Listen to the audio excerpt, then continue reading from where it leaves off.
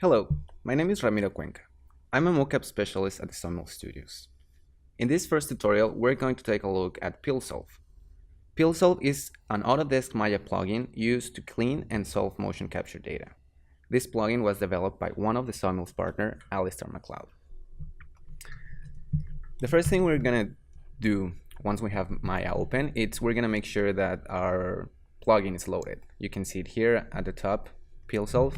If you don't see it there, you can just load it by go to Windows, Settings, Preferences, Plugin Manager, and you should see it here if you follow all the download instructions correctly. Just click Load it, Auto Load, and that should be it. The first thing we're gonna take a look at is the cleanup tools. PeelSolve is divided by mainly two parts: the cleaning and solving part. In cleaning, it's where we receive the raw data. So we fix jitters, swaps, occlusions, any issue we see there. And then the second part is solving. It's where we attach the markers to the actual rig and solve it. So we're gonna load a range of motion first, and we're gonna work with that one. So you have two options. You can click on C3D, which will just open your navigator window. It's the same thing as going File and Open. It's the exact same thing. And the second one, it's Data, which will load up the mocap loader tool. In here, we have already organized all our sessions, and we have here all our takes. This loader tool is quite useful because we can select just one take, which is a range of motion.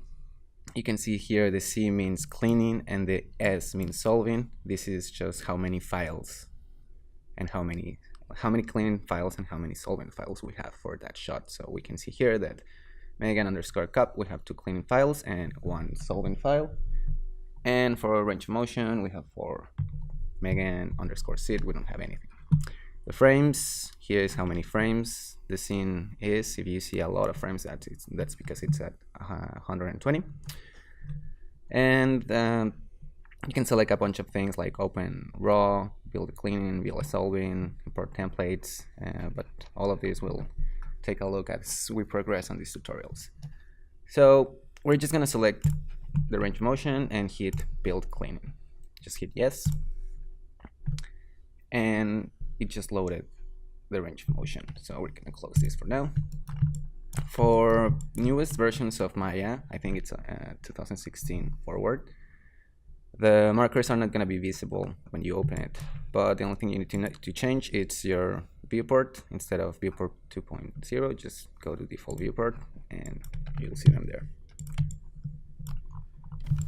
Okay, so this is a basic range of motion shot. I'm just gonna scroll through forward so you can see how it is. I'm just gonna change the color because I don't like it. We'll take a look at this tool in a bit. So we have here the range of motion. So I'm just gonna scroll through quick just to take a look at the main action. So this is a basic range of motion, so she's just testing the wrist, joints, arms, bending. So you can see already how there are some blinks over there, some occlusions. Okay, so I'll explain how this works. Once we have our scene loaded, the third button here, it's the labeler tool. If you're familiar with Blade, if you've ever cleaned data with Vicon's Blade, it's very similar to process. So this would be as the labeler tool. We can click here, which selects the button, like all the markers. Well, selects the markers of the actor you have here, and we can see here all the data. We can also select all if we have multiple actors, but in here we just have one. And these two we don't need to worry too much. These two actually create marker sets, but that's for advanced tutorials. Display markers, we can change them to square, to circle, to a cross, to a circle and a cross, which this will mean that the marker will be displayed as a circle when it has data. We can see here in the timeline how it's all red because when we capture motion capture data, every frame gets a key. Here we can see it, but it only gives us translations, not rotations. So you can see here how we have a little gap in there, which that will mean here circle cross, circle when it has data, and then it'll become a cross when it doesn't have any data. So I'm gonna move on and start going by sections and make sure like everything is fixed. I'm mainly looking for jitters, which are spikes on the graph. You can see it somewhere here because I did see some. Okay, this was maybe when she's doing that. Let's just go. There we go. Okay. So we saw that if we're looking at the graph editor from far away, we're not going to be able to see any jitters or spot anything. But if we come close here and scroll through closely, we can see there how we have a jitter. So that's two ways of spotting jitter swaps or anything. You can look at the actual marker and what's going on, and you can also look at the graph editor. So this is a good example.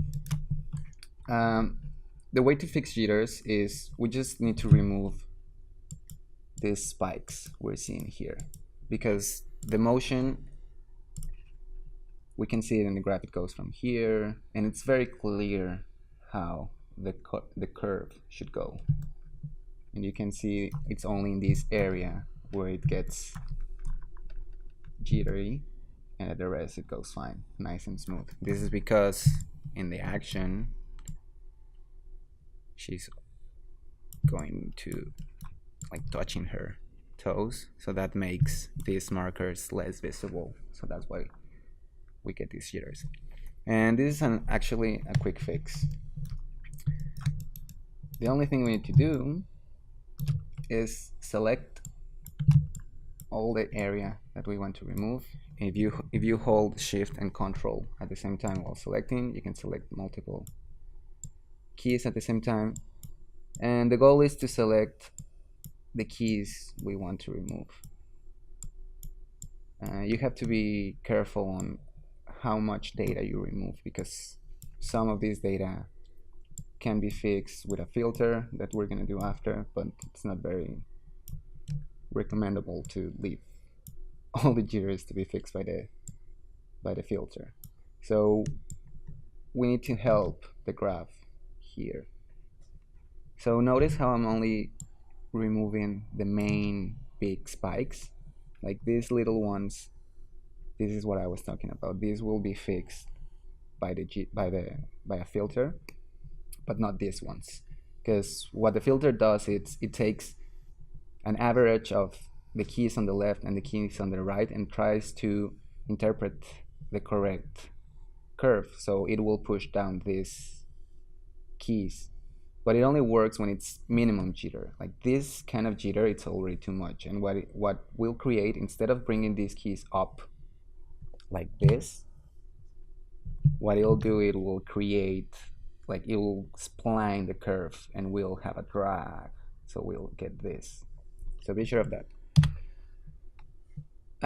Once you're happy, just hit the key 8, and that will remove the marker. Now it actually doesn't delete the marker. What it does, it takes those values and it creates a locator with that data, and we can see it here. Like that's the bad data we took. The reason why in motion capture we never delete data, it's because sometimes we don't know if the data that we're removing is useful or not. It may be a swap, so it may be a swap. So the data that it's wrong in one marker could be actually the data that we need for another marker. So that's why we only remove the data from the marker, or we unlabel the marker. So literally what we're doing is changing the namespace. So instead of being called left shoulder top, it's just called unlabeled. And every time you hit 8, it will create another locator. So it'll start numbering. So it'll be unlabeled 01, unlabeled 02 to infinite. That's why it's also a good idea to select multiple, like when you know it's the same marker, select multiple keys to create just one locator. If not, you will be creating multiple locators with just like 2-3 keys of data, and it can get messy. So I'm gonna look through the whole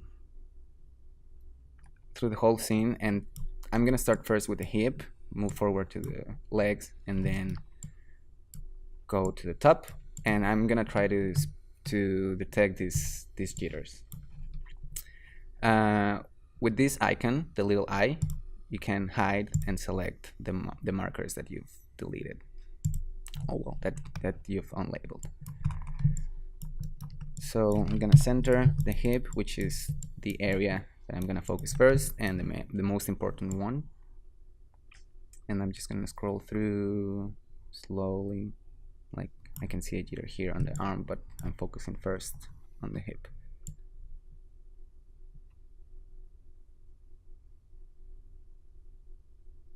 There we had an occlusion.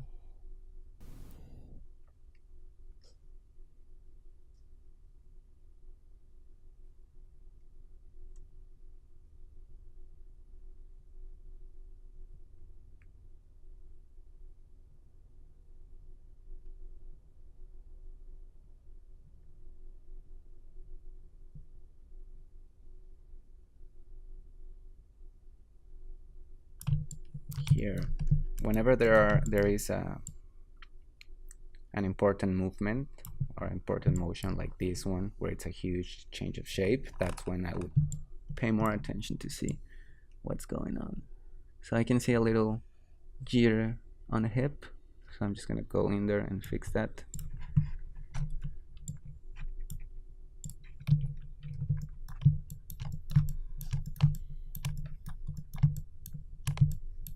It also helps to see in which direction the jitter is happening. So usually it happens on the y-axis, where it's more visible and easier to fix. So we can see here where the jitter is happening. But I like also to check the other graphs. It may be easier to fix in one of the other. Here, the x-axis. So here I'm gonna do the same thing. I'm gonna try and remove the jitter to make sure this graph goes like this and nice and smooth.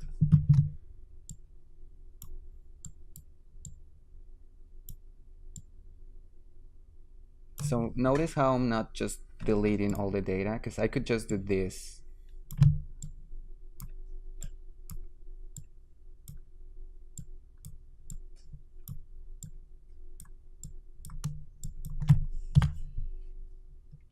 I could do this, and that would be a good kind of way of fixing if you're in a hurry or it's a background animation, you don't care too much about fidelity. But if you want to have good quality, you do have to make sure that you're not deleting all the keys, because now you just have a normal 3D cartoony animation curve, which is not what we want. So I'm gonna be a bit pickier and really go and just remove the data and try to leave as many keys as I can.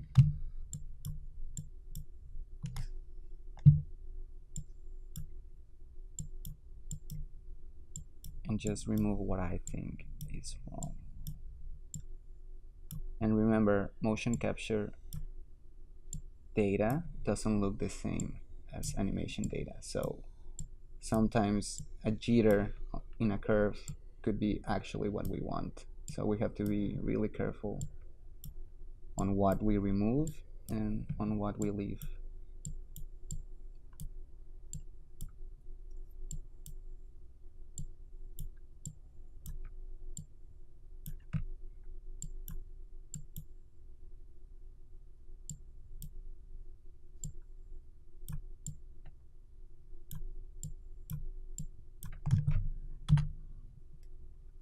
Okay, so now we have a bit of a smoother. These curves, I'm not gonna worry too much about it because it may be actually what I need. And you know, if I just like do this, it's just about how we're seeing it here. Like it doesn't have to do with an actual jitter, because if I go, like if I zoom in a lot, then I'll be like, holy, I have a lot of jitter here. But if you look at like this, you don't have any jitter. So it's about, you will need to check both the viewport and the graph and eyeball what you need to fix and what you don't. Okay, I'm moving forward. Oh, and here I'm getting a huge slide. So that's good, because then I can show you how to fix gaps or occlusions. Okay. So gaps or occlusions happen when, as I mentioned before, when the cameras can't see a marker. So the software doesn't know where this marker is. And even though it has a reference of these two others, sometimes we will lose it, like in here. Because we can see how the right hip disappears for just a fraction of frames there, but it keeps the trajectory. And we can see it here in the graph as well, how it will try to, whenever there's an occlusion happening, like here, or a gap, automatically Maya will try to connect the last key with the first key, but it will do a straight interpolation. So sometimes it's not what we want. Like in here, we can see how it's like going crazy. So I'm just gonna delete those two to fix a bit of curve, and now we have a nice curve. But this doesn't happen with the left one. In the left one, we have a huge gap. So you can see here how with one marker, the gap doesn't affect the motion. We have enough data here to create that, but in the other we don't. It literally goes from here to here. So we need to fill that gap here. So we need to recreate this. So the first thing I'm gonna do is clean the jitter that I see here. And then what I'm gonna do is I'm gonna go somewhere in the gap, and what I'm gonna do is select a marker that it's close by or that I think it's doing the same motion, and then select the marker that I want to fill the gap, and I'm gonna go over here to the next one that says fill and just click on it, fill. So we see that it grabbed some information, but sometimes it may not be the correct one, as we can see here. This one makes sense. So we can see how instead of going forward, it pulls there. So I'm just gonna delete that because that didn't work. So I'm gonna grab the back marker, and I'm gonna try to do the same. Let's go fill. Okay, so now this seems to be a better curve. So I'm gonna go as well here and check, just make sure that that data keeps there. So we go there, and yep. So now it's fixed. So that's one way we can fix swaps.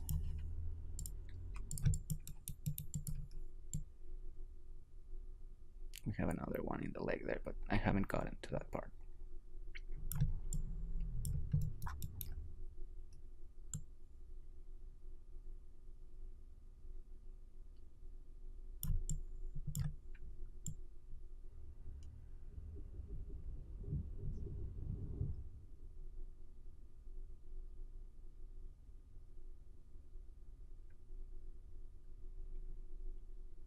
Oh, more jitter here.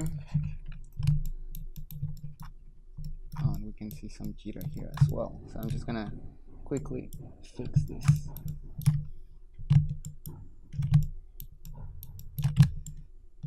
What I like to do is to play a lot with the graph, like zoom in and zoom out, and that will give me a better understanding of the curve. So it makes it easier to kind of like analyze what sort of curve I need.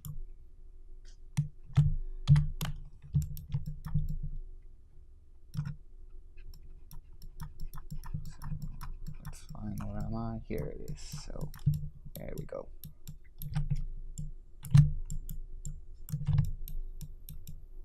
Okay, so here kind of like the graph goes like this, I think, and it connects here. So I don't need any of this, I think it connects here with these two, so I'll just remove this and that. So I'm trying to follow this here, here, here, here, here, here. Here it gets tricky, so it goes like this. I'm gonna, in here, since I'm not quite sure, you do need to make a decision, so I'll just follow this shape. I'm gonna do like this. So it'll connect from here to here, and then from here, I want to connect to here. So I'll delete this and this below. So then the curve will do this. There we go. Oop, forgot one little fellow there. Okay. And left one should have the same. Oh no, this one's good. And there we go. Okay, so that would be it for the hip. I would recommend that you take your time when you're first starting to clean and really make sure you go over all the motions and slow, because sometimes if you do it fast, you won't be able to see it. So you'll have to develop that eye to spot jitter swaps, anything like that. There we go, like there we can see a jitter here happening. But well, so I'm gonna repeat that whole process for the rest.